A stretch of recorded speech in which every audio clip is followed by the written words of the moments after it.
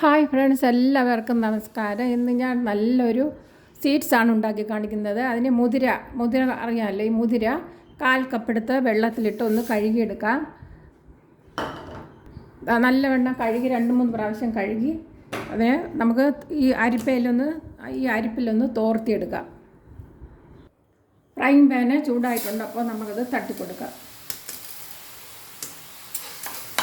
ഒന്ന് മൂപ്പിച്ചെടുക്കണം. നല്ലവണ്ണം ഒന്ന് മൂപ്പിച്ചെടുക്കാം. നമുക്ക് ഹൈ ഫ്ലെയിമിൽ തന്നെ ഒന്ന് മൂപ്പിച്ചെടുക്കാം.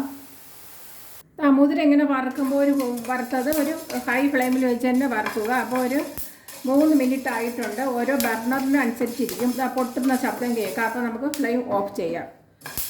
ആദ്യം പൊട്ടുന്ന ചെറിയ ശബ്ദം കേൾക്കാം. അതുമല്ല, ഇടയ്ക്കിടയ്ക്ക് ഒരുപാട് ഇങ്ങനെ പൊട്ടലുകൾ വരുമ്പോഴാണ് അത് മൂത്തെന്ന് തോന്നുക. അപ്പോൾ നമുക്ക് ഫ്ലെയിം ഓഫ് ചെയ്ത് തണുക്കാൻ വയ്ക്കാം. ഇനി അതേ അളവിൽ തന്നെ നമുക്ക് റാഗി എടുക്കാം. 1/4 കപ്പ്. ഇത് നല്ലവണ്ണം ഒന്ന് കഴുകിയെടുക്കാം. കഴുകി നേരത്തെ ചെയ്തതുപോലെ അരിച്ചെടുക്കാം. അരിക്കേണ്ട, കല്ലില്ലാത്തതാണ്. വെള്ളം വാർന്നു പോകാൻ വേണ്ടി മാത്രം ചെയ്താൽ മതി. കല്ലില്ലാത്തത് നോക്കി വാങ്ങുക. ഇനി ആ ഫ്രൈ പാൻ തന്നെ അടുപ്പിൽ വെച്ച് ചൂടാക്കിയിട്ട് കഴുകി ഇതിൻ്റെ ഈർപ്പെല്ലാം അരിപ്പിൽ അരിച്ചെടുത്ത് നമുക്ക് വറക്കാം. 1/4 കപ്പ് ആയതുകൊണ്ട് ശകലേ ഉള്ളൂ. ഇത് നല്ലവണ്ണം നമ്മൾ കഴുകിയത് അതിൻ്റെ അഴുക്കൊക്കെ പോകാനാണ്. അഴുക്കൊന്നും ഇല്ലെങ്കിലും ഒന്ന് കഴുകിയെടുത്തു. റാഗി വറുത്തെടുത്തിട്ടുണ്ട്. റാഗി ഒരു 2 മിനിറ്റ് മതി. 2 മിനിറ്റ് കൊണ്ട് പെട്ടെന്ന് തന്നെ ഫ്ലെയിം ഇടയ്ക്കൊന്ന് കുറച്ചും കൊടുക്കണം. അതാണ് വെള്ളമെല്ലാം വെച്ചത് നല്ല വന്നിട്ടുണ്ട്. നല്ല വറുത്തെടുത്തിട്ടുണ്ട്.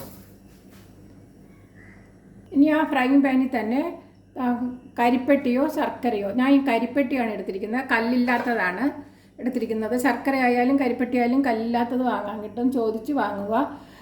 കല്ലുണ്ടെങ്കിൽ കുറച്ച് ഒരു കപ്പിന് 1/4 ഗ്ലാസ് വെള്ളവും കൂടി ഒഴിച്ച് കപ്പി കാച്ചിയിട്ട് അരിച്ചെടുക്കാവുന്നതാണ്. ഇത് കല്ലില്ല. ഇതിന് 1/4 കപ്പ് വെള്ളം ഒഴിച്ചു കൊടുക്കുക. എന്നിട്ട് ഫ്ലെയിം ഒന്ന് കൂട്ടി വയ്ക്കാം. കൂടെ നിന്നൊന്ന് ഇളക്കി കൊടുക്കുക. എല്ലാം ഉരുകുന്നതിന് വേണ്ടി. നല്ല മണവും വന്നിട്ടുണ്ട്. ഇത് കരിപ്പെട്ടിയാണ്. കരിപ്പെട്ടി ഉപയോഗിക്കുന്നത് പനയിൽ നിന്ന് എടുക്കുന്ന ഇതാണിത്.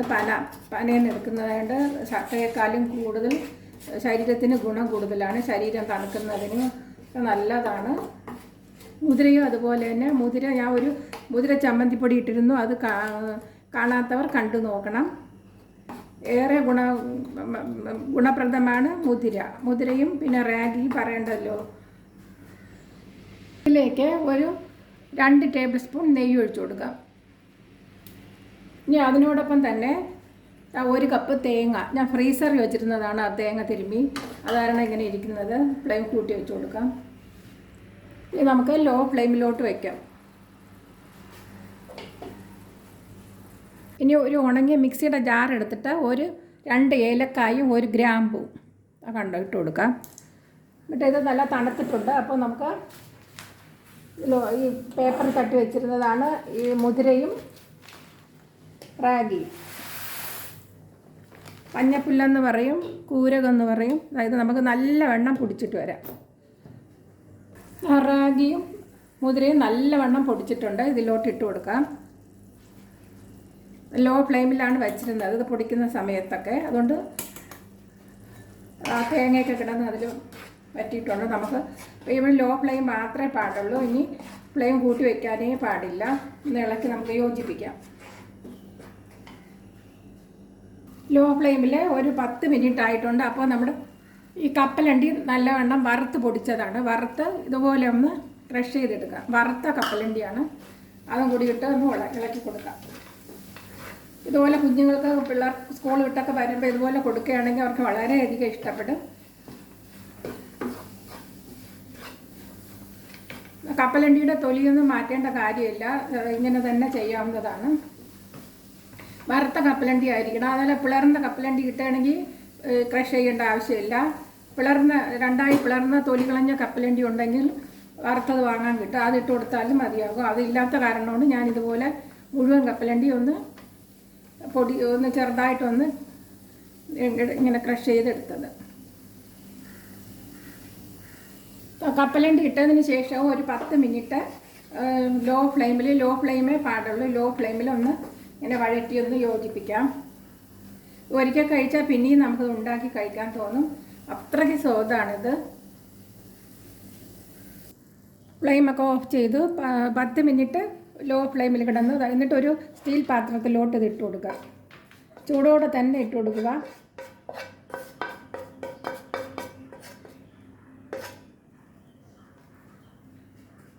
ഇനി ഇത് നിങ്ങൾക്ക് ഏത് ഷേപ്പിൽ വേണോ, ഉരുളകളാണെങ്കിൽ ഉരുളകളായിട്ട് എടുക്കാം, അല്ലെങ്കിൽ സ്ക്വയറായിട്ട് എടുക്കാം. ഏത് ഷേപ്പിൽ വേണോ നിങ്ങൾക്കത് ചൂടോടെ തന്നെ ആയിരിക്കണം, ഇങ്ങനെ എടുക്കാവുന്നതാണ്. ഞാൻ ഈ രീതിയിലാണ് എടുത്തിരിക്കുന്നത്. ഈ ചപ്പാത്തിയുടെ ഇതുകൊണ്ട് തടി കൊണ്ട് നമുക്കിത് ഇങ്ങനെ ഏത് ഷേപ്പിൽ വേണമെങ്കിലും എടുക്കാവുന്നതാണ്. ഉണ്ടോ? അതുപോലെ ഈ സൈഡും ഇങ്ങനെ ശരിയാക്കി കൊടുക്കാവുന്നതാണ്.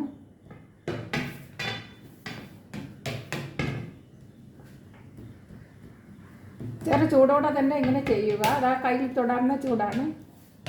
ലോ ഫ്ലെയിമിലായതുകൊണ്ട് നമുക്ക് കണ്ടോ നല്ല ടേസ്റ്റുള്ളതാണ്. എല്ലാവർക്കും കഴിക്കാവുന്നതാണ്. ഈ റാഗിയും മുതിരയും കൊണ്ടുള്ളത്. ആ കത്തി കൊണ്ട് സ്ക്വയറായിട്ട് ഇതെല്ലാം മുറിച്ചിട്ടുണ്ട്. അത് അങ്ങനെ എടുത്ത് നമുക്ക് കഴിക്കാവുന്നതാണ്. നല്ല സോഫ്റ്റുമാണ്, കഴിക്കാവുന്നതാണ്. കണ്ടോ, സോഫ്റ്റായിട്ട് കഴിക്കാവുന്നതാണ്. കണ്ടോ, ഇങ്ങനെ നല്ല ടേസ്റ്റാണ്. നിങ്ങൾ ഇതുപോലെ ഉണ്ടാക്കി നോക്കുക. ഇതുപോലെ നിങ്ങൾക്ക് ഉണ്ടാക്കാവുന്നതാണ്. കണ്ടോ, നല്ല ടേസ്റ്റാണ്. ഒരിക്കൽ കഴിച്ചാൽ ഇതുപോലെ ഏറെ ഗുണവും രുചിയും ഉള്ളതാണ്. ഇത് ഉണ്ടാക്കി കഴിച്ചു നോക്കുക. കണ്ടോ, എങ്കിൽ എല്ലാവർക്കും നന്മ ഉണ്ടാവട്ടെ. ബൈ. സബ്സ്ക്രൈബ് ചെയ്യാത്തവർ സബ്സ്ക്രൈബ് ചെയ്യുക, ലൈക്ക് ചെയ്യുക, കമൻറ്റ് ചെയ്യുക. ബൈ.